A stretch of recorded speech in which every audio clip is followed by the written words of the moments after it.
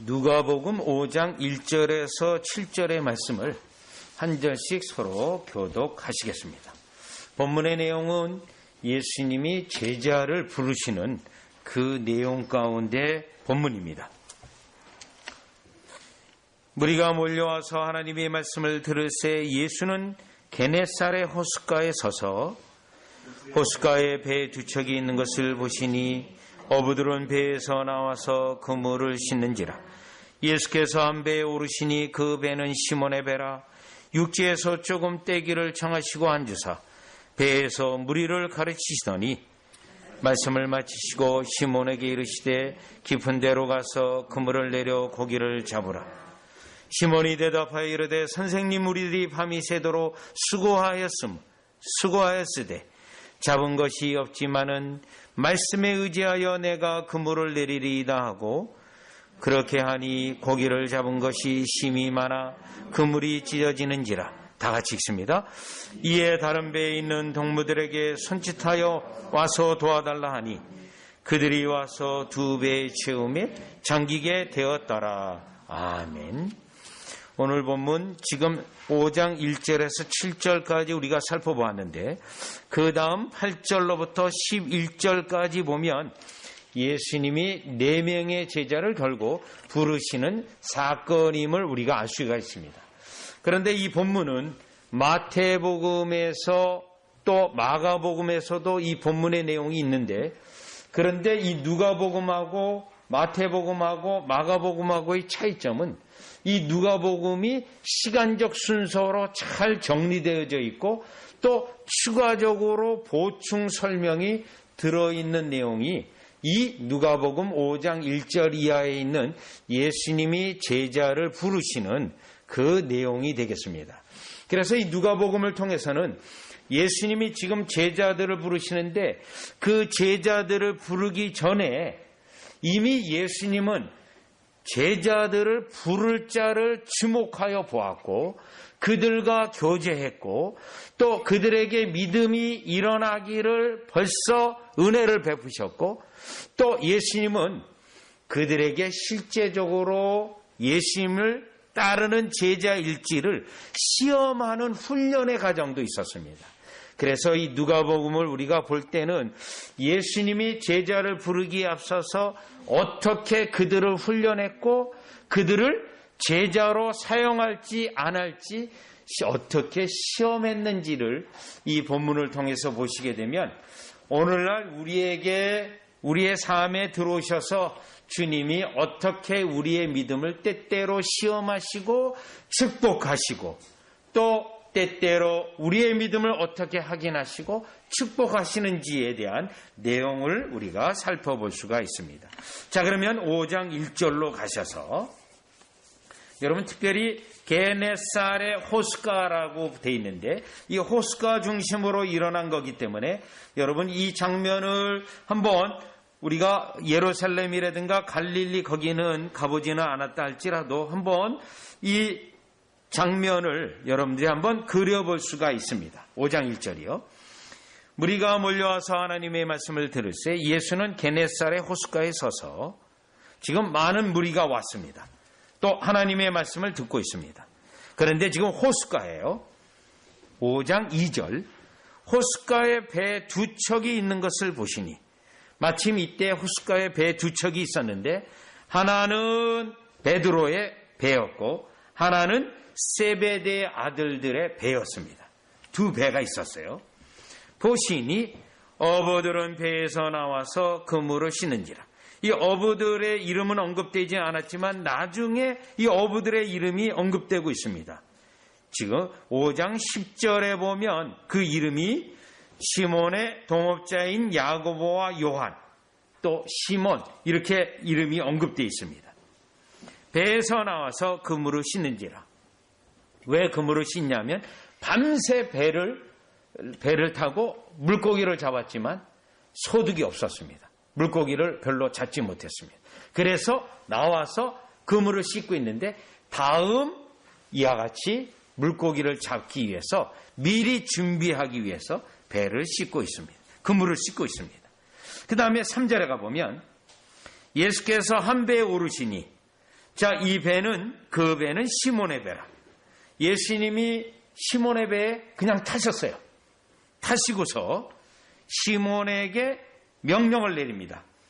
육지에서 조금 떼기를 청하시고, 여기 청한다라고 되어 있는데 예수님이 명령하신 겁니다. 자, 시몬의 배를 탔고 이 배를 좀 이 물가에서 떨어뜨려서 육지에서 좀 떨어지게 하라 했습니다. 그리고 배에서 무리를 가르치시더니 배에 앉으셔서 강론을 했던 겁니다. 아마도 예수님이 이 방법은 사람들이 많이 있기 때문에 약간 거리도 떨어지고 또 배에 앉아서 설교하시는 것에 상당히 편리하고 유용했던 것으로 보입니다. 그러면 여기서 첫 번째로 이 사건에서 알 수 있는 것은 지금 예수님이 이 베드로의 삶 가운데 깊이 들어와 있다는 겁니다. 아직 예수님이 베드로를 제자로 부르지는 않으셨습니다. 그럼에도 불구하고 예수님은 베드로의 삶 가운데 깊이 개입하셔서 이미 그가 물고기를 잡는 어부의 일에도 개입하셨고 또 그 일 현장 속에 있었다라는 거죠. 자, 그렇다면 요 5장 1절에서 3절 앞서서 4장 38절로 보시면 4장 38절이요. 예수께서 일어나 해당에서 나가사 시몬의 집에 들어가시니. 자, 예수님은 설교가 끝나고 안식일에 이 시몬의 집에 자연스럽게 들어가세요. 이미 관계가 형성이 되어 있는 거예요. 그리고 나서 시몬의 장모가 중한 열병을 앓고 있는지라 사람들은 지금 어부들과 같은 사람들이에요. 그를 위하여 예수께 구하니 이미 예수님에게 청원을 하고 또 고쳐달라는 요청도 하고 베드로의 집에 가서 식사도 하시고 이러한 충분한 관계가 형성이 되어 있다는 겁니다. 그러면서 예수님은 베드로의 삶 속에서 베드로를 자신의 제자로 부르기 위해서 지금 한편으로는 훈련하면서 시험하고 있다는 것을 알 수 있는데, 왜냐하면 다시 5장 3절에 보면 육지에서 조금 떼기를 청하시고 명령하셨다라는 겁니다. 우리 주님이 베드로에게 명령을 했다라는 겁니다. 그를 제자로 부르기 위해서 그의 배를 택했고 그의 배에서 물에 태서 좀 떨어뜨려라 라고 명령했는데, 이 본문을 보면 베드로는 그 모든 일에 예수님이 명령한 대로 이행하고 있음을 우리는 깨달을 수 있습니다. 그러면서 중요한 것은 베드로는 자신의 어부의 일을 하고 있다라는 겁니다. 그런데 예수님은 그 어부의 하는 일에 깊숙이 개입하셔서 명령하시고 그의 삶에 하나하나 일거수일투족을 보시면서 자신의 제자로 사용하기 위하여 준비하고 훈련했음을 알 수가 있습니다. 여기서 우리가 깨달을 수 있는 것은 하나님께서 우리를 사용하시고 우리에게 은혜를 주시고 우리를 영원한 나라에 이끄시기까지 우리의 삶 속에 깊이 개입하셔서 여러분들이 하고 있는 직업, 여러분들이 하고 있는 일들, 여러분이 하고자 하는 그러한 일들 속에 하나님이 예수님이 행하시듯이 하나님이 행하고 있다라는 것입니다. 그래서 우리는 우리의 삶 가운데 지금 하나님이 나의 삶 가운데 어떻게 무엇을 행하고 이 일을 어떻게 전개하실 것인가에 대하여 하나님의 손길과 하나님의 은혜를 주목해 볼 필요가 있습니다.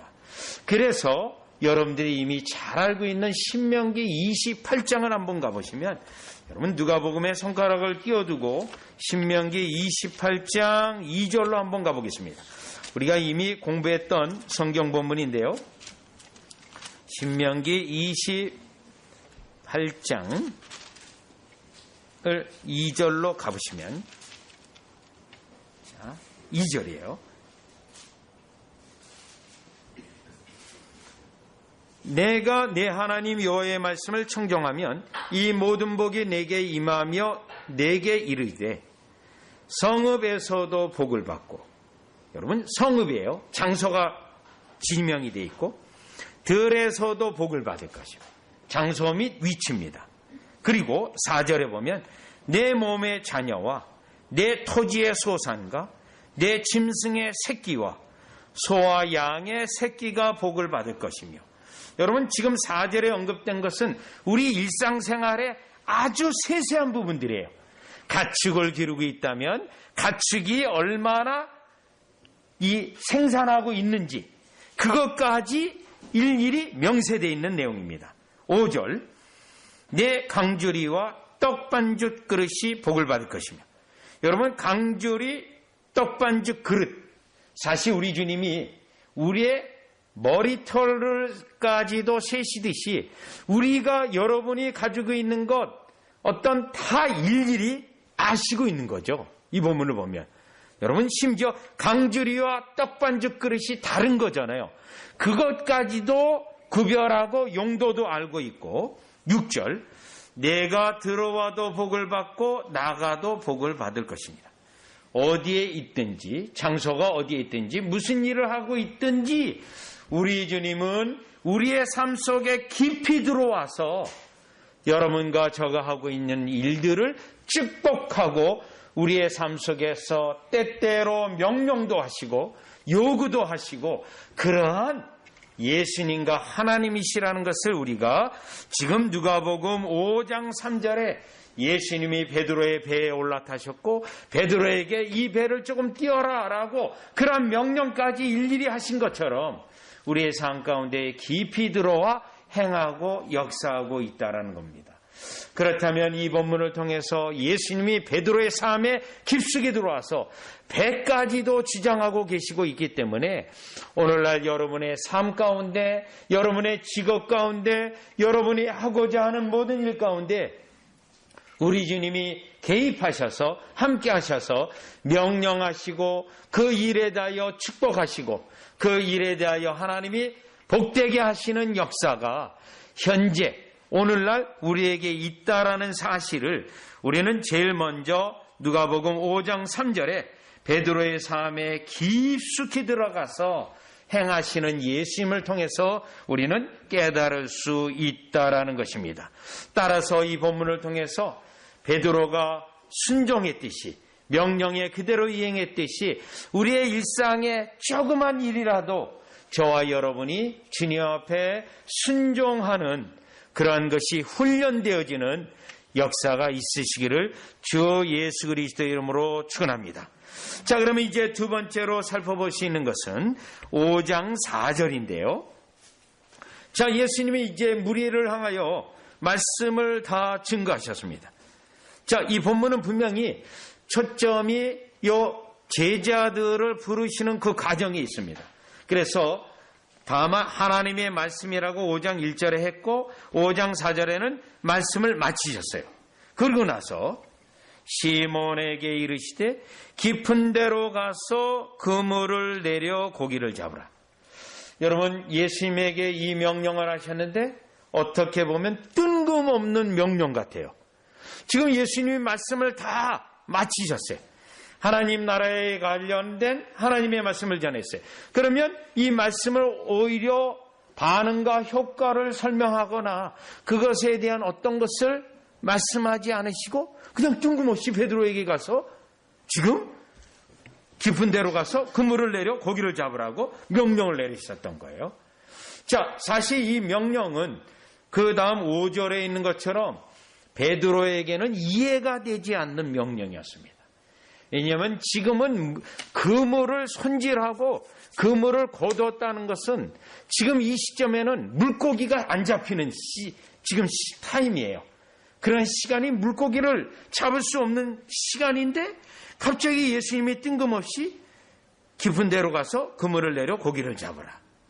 여기에 지금 이 말씀은 분명히 베드로가 예수님에게 배를 내어드리고 베드로가 예수님의 말씀에 순종하는 것에 대한 예수님의 축복 보상일 수도 있습니다. 왜요? 기꺼이 배도 내어드리고 명령하는 것을 했기 때문에 우리 주님이 베드로의 삶 속에서 순종하는 것에 대한 축복으로 이 베드로가 물고기를 하나도 낚지 못했으니 내가 물고기를 그냥 잔뜩 해서 너에게 선물을 줘야 되겠다. 그러한 의미도 충분히 우리가 살펴볼 수 있습니다.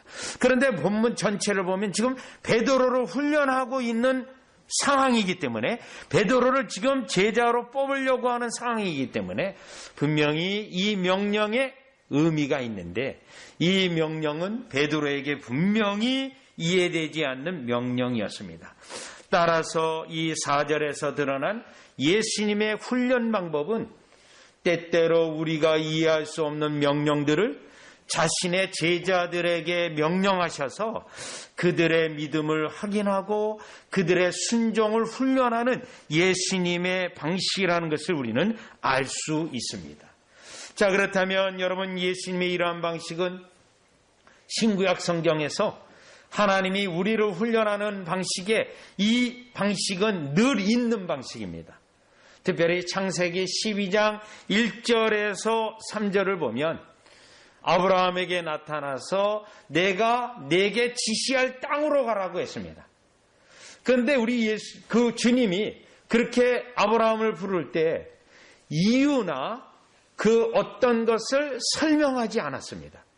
지금 베드로에게 이유를 설명하지 않고 그냥 가서 깊은 데로 가서 그물을 내려라. 예수님의 목적도 설명도 안 돼 있어요. 이와 같이 우리 주님은 때때로 우리의 삶에 깊이 개입하셔서 우리에게 이해할 수 없거나 때로는 이해를 구하지도 않으시고 설명도 하지 않으시고 이와 같이 명령하실 때가 많다라는 것입니다. 또요, 창세기 22장에 가보면 아들 이삭을 드릴 때도 설명이 없습니다. 그냥 드려라. 내가 지시한 산에 가서 내 사랑하는 독자 아들 이삭을 내게 드려라. 그렇게 명령을 내렸습니다. 그 명령도 이해할 수 없는, 또 이성적으로 판단할 때 하나님의 선물로 주신 아들을 다시 바치라, 이해될 수 없는 명령이었습니다. 우리 주님이 하시는 방식입니다.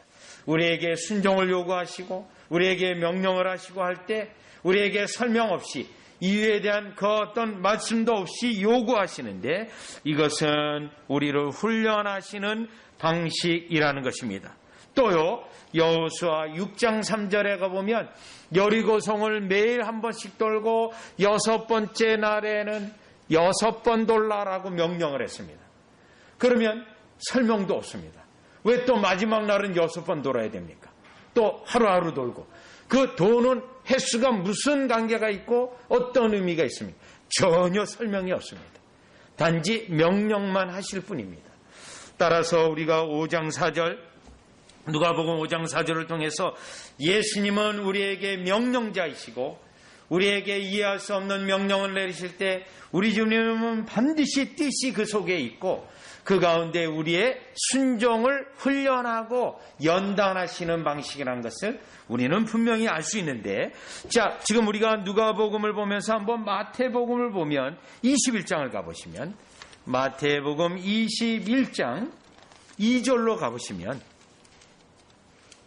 예수님의 공생의 이제 마지막 시간으로 흘러가고 있습니다. 시간이 이제 예수님이 예루살렘에 들어가서 고난을 받으시려고 합니다. 그때 나귀를 타고 예루살렘에 입성하시는데 그때도 마찬가지입니다. 마태복음 21장 2절에 보면 이르시되 너희는 맞은편 두 제자를 보내요. 마을로 가라. 그리하면 곧 매인 나귀와 나귀 새끼가 함께 있는 것을 보리니 풀어 내게로 끌고 오라. 그리고요 3절 만일 누가 무슨 말을 하거든 주가 쓰시겠다 하라. 그리하면 즉시 보내리라 하시니. 자, 이 두 제자가 이 명령을 받았는데 이해되지 못합니다. 남의 물건을 그냥 가지고 오라 그러고, 왜 가지고 가냐 그러면 주께서 쓰시겠다, 그 말만 하라고 돼 있는 거예요. 만약에 오늘날 여러분에게 자녀들에게 이러한 심부름을 한다면, 심부름을 시키면 자녀들은 반발할 겁니다. 엄마, 이건 잘못된 거야. 남의 물건을 어떻게 이렇게 가져와? 하고 반대할 것입니다. 그와 같은 명령이에요. 자, 그런데 그대로 순종하니까 어떻게 됐습니다? 그대로 순종하니까 그 주인이 내어주는 역사를 경험하게 됩니다. 즉 예수님이 마지막에도 이와 같은 훈련을 두 제자에게 했던 것은 지금 누가복음 5장의 베드로에게 이와 같이 깊은 데 가서 그물을 건지라고 한 것은 이해될 수 없는 명령과 이해될 수 없는 우리 주님의 지시에 대하여 순종의 여부를 확인하고 또 그가 주님의 말씀에 순종하게 되어질 때 주님이 역사하시는 큰 능력과 은혜를 체험케 하기 위하여 이와 같은 방식으로 주님이 훈련하신다는 겁니다. 따라서 우리가 누가복음 5장 4절을 보면서 때때로 여러분이 주님 앞에 순종할 때 갈등이 일어나는 일들이 있습니다. 또 이해가 되지 않는 그러한 것들이 있을 수 있습니다. 그럴 때 여러분들이 즉각적으로 순종하게 되면 우리 주님은 반드시 그 순종에 대하여 축복이 있고 또 여러분들이 생각지도 못한 놀라운 방식으로 하나님의 역사를 체험할 수 있다라는 것을 우리는 깨달아 볼 수가 있습니다. 자, 그러면 다시 누가복음 5장으로 돌아오셔서 이번에는 5절, 6절, 7절을 보시면 분명히 5절에 보면 시몬이 대답하여 이르되 선생님 우리들이 밤이 새도록 수고하였으되 잡은 것이 없지만은 밤새 수고해도 잡은 게 없습니다. 베드로만 그랬던 것도 아니에요. 그 옆에 있었던 그와 같은 동업자들 야고보, 요한도 마찬가지예요. 자기만 못 잡았으면 뭐 이해가 되어져요. 아, 나는 장소를 좀 잘 못 잡았구나. 그럴 수도 있어요. 그런데 다 못 잡았어요. 그런데도 불구하고 말씀에 의지하여 내가 그물을 내리리이다 하고 여기 이제 중요한 본문이 하나 나와요. 말씀에 의지하여 내린다라는 겁니다. 그러면 베드로의 이와 같은 믿음은 어느 날 갑자기 일어난 것은 분명히 아닙니다. 누가복음 4장에서 보는 것처럼 자기의 장모를 위하여 사람들과 강구했고 또 예수님의 계속 말씀을 들었고 또 예수님의 명령에 즉각적으로 순종했고 그러나 아직 예수님은 베드로를 제자로 부르신 상태는 아니에요. 그런데 그 말씀에 의지하여 내린다라는 신앙 고백이 여기에 나와 있습니다. 결국 우리 주님께서 베드로를 부르기까지 이와 같이 누가복음을 보면 훈련하셨음을 우리는 알 수 있습니다. 그의 삶 가운데 깊숙이 어부의 삶 가운데 깊숙이 들어와서 훈련했다라는 것을 우리는 알 수 있습니다. 그리고 그 훈련이 어디까지 왔냐면 이성적으로는 맞지는 않더라도 우리 주님이 말씀하시기 때문에 그 말씀에 대하여 순종하고 말씀을 의지하겠다고 하는 여기까지 주님이 훈련해 왔다라는 것입니다. 그래서 6절에 보시면 그렇게 하니 고기를 잡은 것이 심이 많아 그물이 찢어지는지라. 고기가 너무너무 많이 잡혔습니다. 7절이요. 이에 다른 배에 있는 동무들에게 손짓하여 와서 도와달라 하니 자, 이 사람은 야고보와 요한이죠. 와서 오라는 거예요. 그들이 와서 두 배에 채우매 베드로 배뿐만 아니라 야고보와 요한의 배에도 가득 채워지게 됩니다. 그리고 심지어 배가 잠길 정도로 물고기를 가득 채우게 되었습니다. 결국 말씀에 의지하여 순종할 때 그들이 엄청난 놀라운 기적의 역사를 체험하는 것을 베드로와 동업자인 쥐 옆에 있었던 모든 사람들이 이 체험을 하게 되었다라는 것입니다. 여기서 우리 깨달을 수 있는 것이 있는데 우리 주님은 우리의 신앙이 머리로 믿는 신앙이 아니라 체험적 신앙으로 이와 같이 베드로를 훈련했고 베드로를 제자로 부르기 전에 벌써 그의 삶 속에서 우리 주님의 능력을 체험하도록 여기까지 이끌었다는 것을 알고 또 우리 주님은 또 체험을 통하여서 더욱더 순종의 효과가 하나님의 축복이라는 사실을 베드로에게 분명히 이 사건을 통해서 가르쳐 주시고 또 훈련하셨다라는 겁니다. 여러분 여기서 나타난 중요한 원리는 우리가 이해되지 않다 하더라도 순종을 하면 반드시 우리 주님이 그 순종에 대한 축복을 체험적으로 알게 하십니다. 그리고요, 그 체험적으로 한 축복을 다시 순종을 하도록 우리를 독려하고 계시는 거예요. 그래서 우리의 신앙생활은 단지 머리로만 하는 신앙이 아니고요, 가슴으로 있는 힘을 다해서 체험적인 신앙이야말로 진정한 신앙이 될 수 있다라는 것입니다. 여기서 분명히 여러분과 저가 확인해야 되는 것은 우리 주님이 우리에게 순종을 요구하시고, 그리고 순종을 할 때 이 순종도 완전한 순종인지 부분적인 순종인지 그런 것들을 일일이 보시면서 온전한 순종에 대해서는 항상 체험적으로 축복하신다는 것을 알 수 있는데, 마지막 성경 구절을 하나 더 본다면 사사기 8장 가보시면 지금 기드온의 300용사가 300명을 가지고 어마어마한 숫자의 원수들을 물리치는 그 일로 부르심을 받았고 지금 역사를 체험하고 있습니다. 자, 사사기 8장 10절에 보시면 300명의 순종입니다.